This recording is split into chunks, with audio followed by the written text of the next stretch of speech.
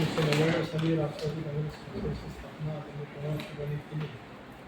पण या स्थापनेपासूनच्या एक क्षणापासून सर्व नेते, राष्ट्रीय अध्यक्ष अध्यक्षांचा सहभाग पक्ष विस्तारासाठी, पक्षाचा जनाधार आणि पक्ष मान्यता महाराष्ट्रामध्ये घेण्यासाठी प्रचंड प्रमाणावरती कार्यक्रम राहिला आणि त्यांच्याच मेहनतीतून 2004 राष्ट्रवादी काँग्रेस पक्ष राज्यातील प्रथम क्रमांकाचा पक्ष 76 जागा विधानसभेतून निर्वाचित आल्या.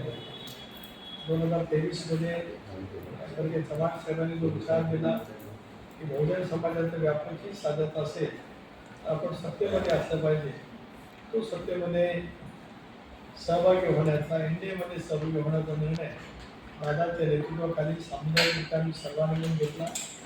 त्यामध्ये मी असेल, साहेब असतील, मुश्रीफ साहेब, आदरणीय कुटुंबाई, वळसे पाटील साहेब, त्यानंतर रामराजे शिंगावतेसोबत आणि विधिमंडळ पक्षातील सर्व बहुतांशीय सदस्य आम्ही या निर्णयाच्या माध्यमातून एनडीएमध्ये सहभागी झालो.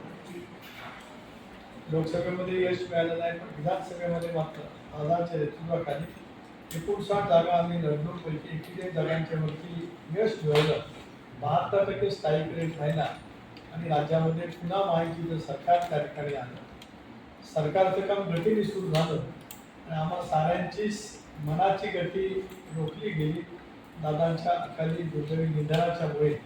त्याच्यामुळे गेले 4 महिने झालेले दादा त्यातून जाऊन कमालीच्या वेदना मनामध्ये आहे.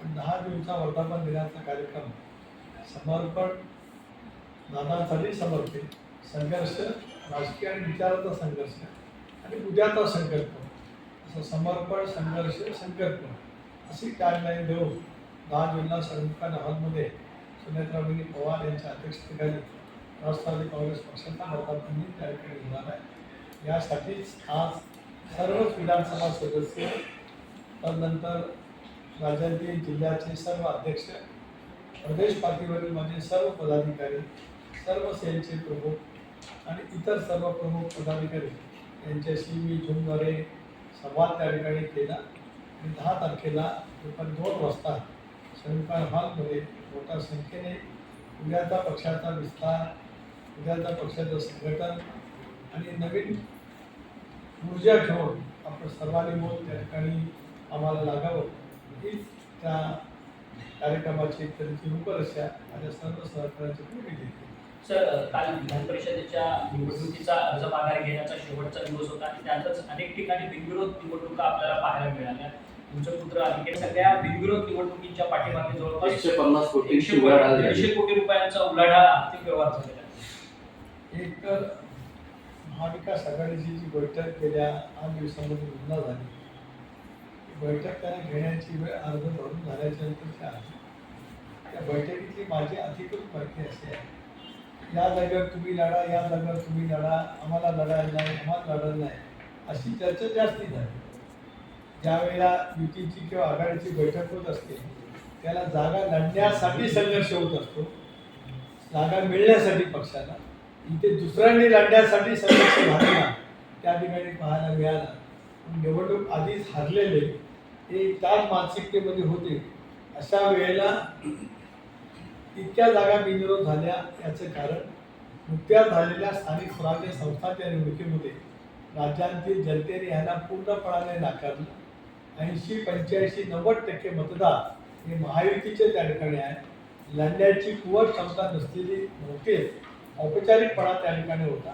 त्याच्यामुळे आलेले नैराश्य झटकण्यासाठीच निराधार कल्पकल्पित आरोप करण्याची सवय संजय राऊतांची आहे, ती त्यांनी एकदा पुन्हा दाखवली. परंतु विनायक राऊत देखील म्हणतात की बाळामामांनी पाठीमागून घेतला आपला उमेदवारी याचं कोकणात. त्यावेळेस त्यांनी मात्र 25 कोटी रुपये घेतले, 25 कोटीचा बकरा हा बाळामाने झाला अशा पद्धतीने. आता विनायक राऊतांनी बाळामानीबद्दल काय बोलावं की विनायक राऊतांच्या स्वप्रवृत्ती बोलत आले.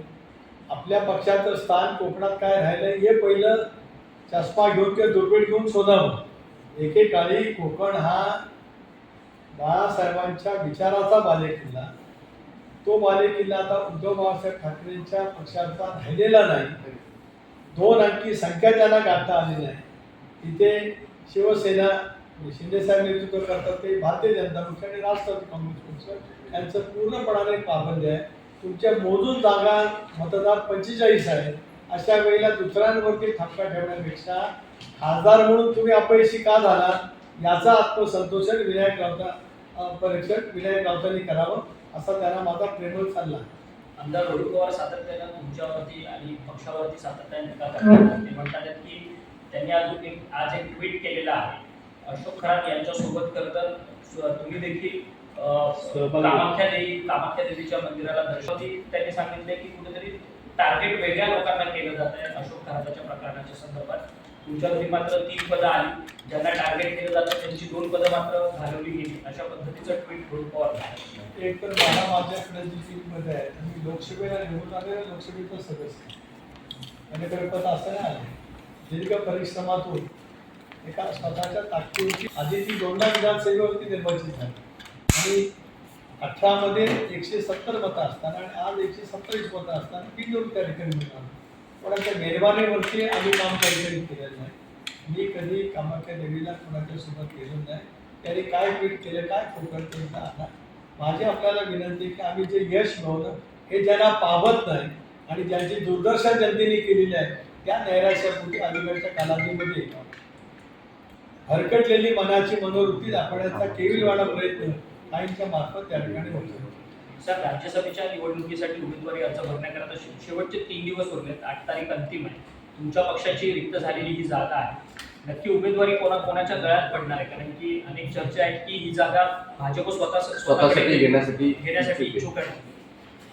भाजप ही जागा स्वतःसाठी घेण्यासाठी इच्छुक आहे. बातम्या कल्पोकल्पित निराधार आहे. राष्ट्रवादी काँग्रेस पक्षाची जागा 8 तारखेला 3 वाजेपर्यंत अर्ज भरायचा आहे. 8 तारखेला दुपारी 3 वाजेपर्यंत राष्ट्रवादी काँग्रेस पक्षाचा अधिकृत उमेदवाराचा अर्ज 100% भरला जाईल. नवनीत राणा देखील आपल्याच पक्षातनं उमेदवारी दिली जाईल की मित्र पक्षाची राष्ट्रवादी काँग्रेस पक्षाच्या घड्याळाच्या चिन्हावरचा अधिकृत उमेदवार 8 तारखेला 3 वाजेपर्यंत मुदत संपेपर्यंत अर्ज त्या ठिकाणी 100% दाखल करेल. परंतु नवनीत राणा राष्ट्रवादी काँग्रेस पक्षाच्या घड्याळाचा चिन्हाचा उमेदवार 8 तारखेला 3 वाजेपर्यंत आम्हा सर्वांच्या उपस्थितीमध्ये त्या ठिकाणी अर्ज दाखल करेल.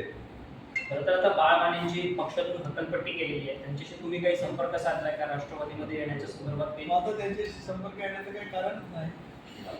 मी 99ला ज्याला रत्नागिरीचा पालकमंत्री झालो त्याला बाळ माने त्या ठिकाणी भारतीय जनता पक्षाचे आमदार होते. मी रत्नागिरी जिल्हा पिंजून काढला.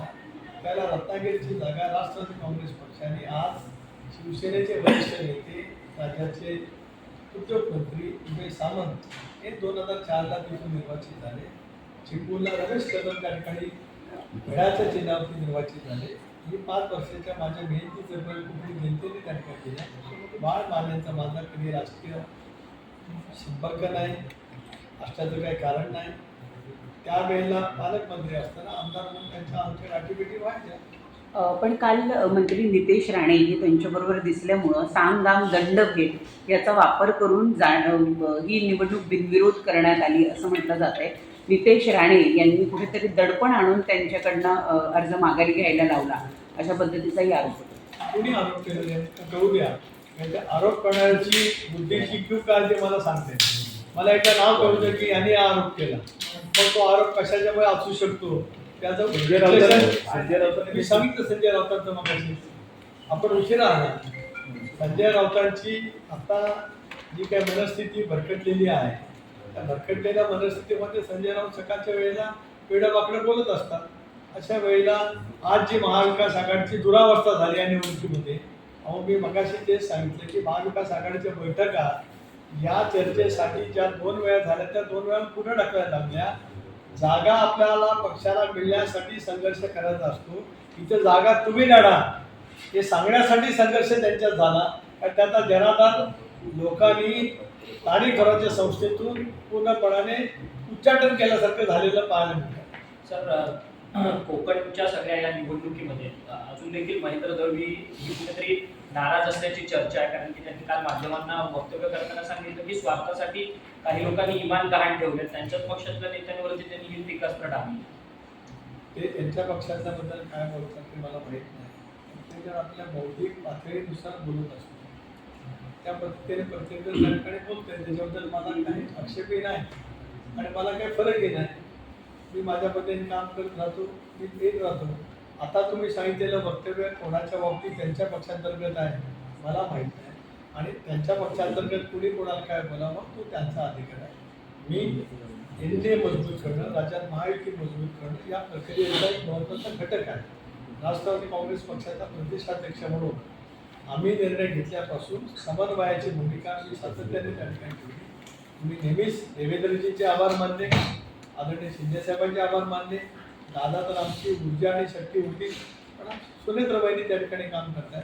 अशा वेळेला रवींद्रजी चव्हाण साहेब असतील, शिवसेनेचे नेते असतील, मग ते उदय सामंत असतील, शंभूराज देसाई असतील, त्याच्याकडचे भरत गोगावले असतील, आम्ही सगळे समन्वयातून त्या ठिकाणी काम करतो.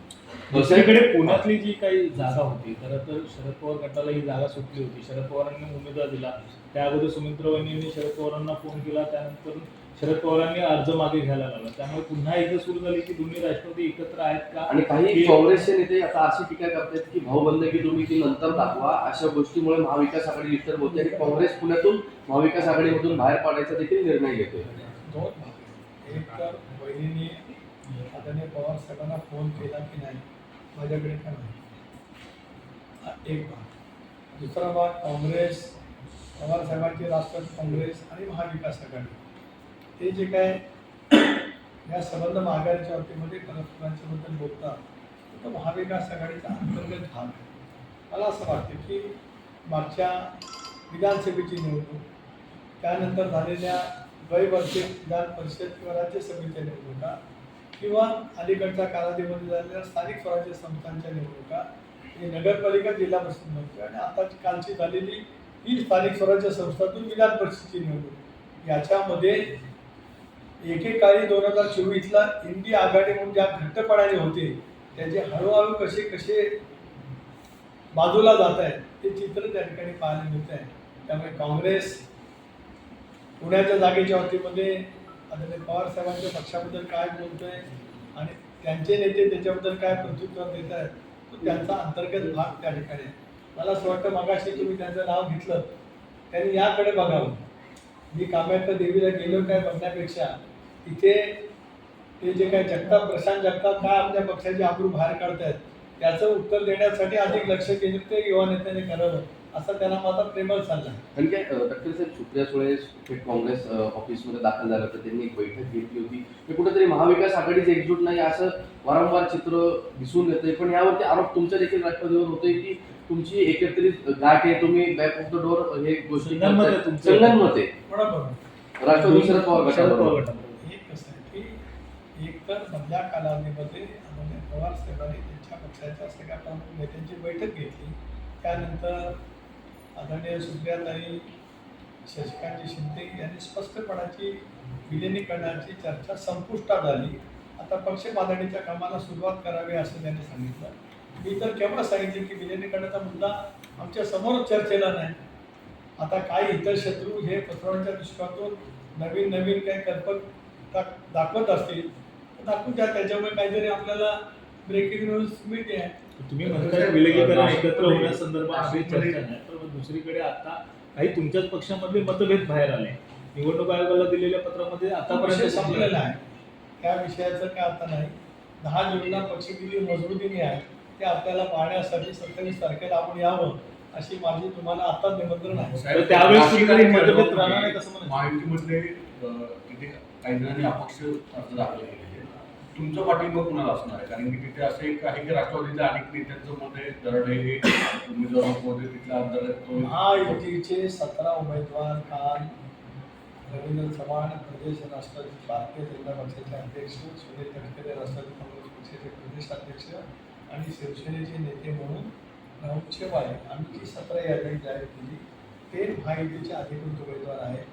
जे उमेदवार आम्ही जळगावमध्ये काल जाहीर केले, जे नाशिकमध्ये जाहीर केले, ज्या ठिकाणी निवडणुका होत्या ते जाहीर केले, त्यांना समर्थन पूर्णपणाचं राष्ट्रवादी काँग्रेस पक्षाचं ठामपणाने राहणार आहे. त्या महायुतीचे उमेदवार निवडून आणणं राष्ट्रवादी काँग्रेस पक्षाचं कर्तव्य आहे आणि ते आम्ही नेटाने बजावतो. त्यामध्ये कोणी बंडखोरी केली तर पक्षाकडून कारवाई होणार आहे. कुठली बंडखोरी आहे? आता उमेदवार नाही तर बंडखोरीचा काय प्रश्न आहे? अपक्ष उमेदवार जे आहे आणि अपक्ष त्यांना जसं एकही उमेदवार अपक्ष राष्ट्रवादी काँग्रेस पक्षाचा नाही. गेले 2 दिवस मी स्वतः संपर्क करत यवतमाळ, वर्धा, नांदेड, परभणी, संभाजीनगर, जळगाव, नाशिक, अहिल्यानगर या सर्व ठिकाणी राष्ट्रवादी काँग्रेस पक्षाच्या ज्यांनी उमेदवारी अर्ज बाहेर दाखल केले होते त्या सर्वांनी अर्ज मागे घ्यावे हे गेले 2 दिवस मी सुद्धा प्रयत्न करत होतो. आणि काल खात्री झाली की राष्ट्रवादी काँग्रेस पक्षाचे काही जबाबदार प्रतिनिधी पदाधिकारी होते त्यांच्या सर्वांचे अर्ज त्या ठिकाणी विड्रॉ झाले. त्यामुळे यवतमाळची जागा तिथं बिनविरोध झाली. जामकरांचा अर्ज परभणीला होता, तिथे उदय सामंत गेले होते. उदय सामंत, राजेश पेटेकर यांच्याजवळ माझा संपर्क झाला आणि जामकरांचा अर्ज त्या ठिकाणी मागे घेण्यात आला. काल दादा भुसेंजवळ बोलताना विष्णुपंत पुणे आणि गोरक्ष लोखंडे यांच्या दोघांचे अर्ज त्या ठिकाणी मागे झाले. अनिल भाईदास आणि आमचे गिरीश महाजन यांच्याजवळ बोलत जळगाव जिल्ह्यामध्ये जाऊन अर्ज भरले होते ते त्या ठिकाणी मागे घेण्यात आले. साहेब, महाविकास आघाडीमध्ये आत्ताच्या निवडणुकीत अनेक ठिकाणी बंडखोरी आणि डोकदुखी होताना दिसून येते. सोलापूरमध्ये अर्ज बाद झाला, त्यानंतर तिथे आता जो अधिकृत उमेदवार केलेला आहे वसंत देशमुख, त्यांच्या विरोधात जाणकारांनी भूमिका मांडलेली. हीच भूमिका त्यांची इतर विधान परिषदेमध्ये तर दिसून येते. महाविकास आघाडी, तुम्ही जसं मगाशी म्हटलात की इंडिया अलायन्सचे लक्ष आता हळूहळू उघडे होते आणि सुटत आहे. तर पुढच्या भविष्यामध्ये तुम्हाला वाटतं की इंडिया अलायन्स किंवा महाराष्ट्रातील महाविकास आघाडी संपुष्टात येईल? तर कुठली आघाडी किंवा कुठलाही पक्ष कधी संपुष्टात येत नसतो. विचारधारा कायम राहत असते. प्रत्येक राजकीय पक्षाच्या जीवनामध्ये चढउतार त्या ठिकाणी होत असतात. परंतु ज्या पद्धतीने ते एका हेतूने एकत्रित झाले, देशाचे पंतप्रधान नरेंद्र मोदी साहेब यांच्या द्वेषाची काबीळ झालेले सर्व राजकीय पक्ष आपापली विचारधारा गुंडावून एकत्रित आले. अशी वैचारिक विचारधारा बाजूला ठेवून ज्यावेळेला एकत्रित येतात तो कालखंड फक्त मर्यादित राहतो आणि नंतर आपोआपच त्याची छकली पडतात. हे 77 साली ज्यावेळेला जनता पक्ष जयप्रकाश नारायण यांच्या नेतृत्वाखाली निर्माण झाला त्यावेळेला सगळे डावे उजवे मधले सगळे जनता पक्षामध्ये सहभागी झाले आणि मग 20 सदस्यांच्या नावाखाली त्या पक्षाची झालेली शक्ल आपण त्या ठिकाणी पाहतो. आता असंच मी होईल असं मी म्हणणार नाही. इथेही जबाबदार नेते आहे, जबाबदार पक्ष आहे. पण शेवटी एखादी प्रक्रिया एकत्र येण्याची एका विशिष्ट हेतूने होते. ती राजकीय विचारधारेपेक्षा व्यक्तिद्वेषातून होते तर ती मर्यादित टिकते. ती विचारधारेतून आली तर ती दीर्घकाळ टिकू शकते. इथे विचारधारे न येता व्यक्तिद्वेषाने आले असल्यामुळे त्याचं भवितव्य तितकंच राहणार. साहेबांनी कुठली अशी जादू केली की रायगडमध्ये सगळं गणित जे एवढे जुने चुके पावाडे काढणारे सार्वजनिक तुमच्या एक असं आहे की एक तर माझ्या राजकीय जीवनामध्ये मी संयमाने वागलो, सतत सर्वांशी समाज राहील या पद्धतीने केलं. राजकीय टीका एका मर्यादेच्या पलीकडे कधी केली नाही. ठीक आहे, ज्या वेळेला टीका होत असते ती काही कारणांच्यामुळे होते असं मी स्वतःला मानत आलो. कारण मी टीकेला त्या पद्धतीचं प्रत्युत्तर कधी दिलं नाही. शेवटी महायुती म्हणून हा निर्णय झाला म्हणून मी अभिभाईंचे आभार मानले, आदरणीय देवेंद्रजींचे मनापासून आभार मानतो, शिंदे साहेबांचे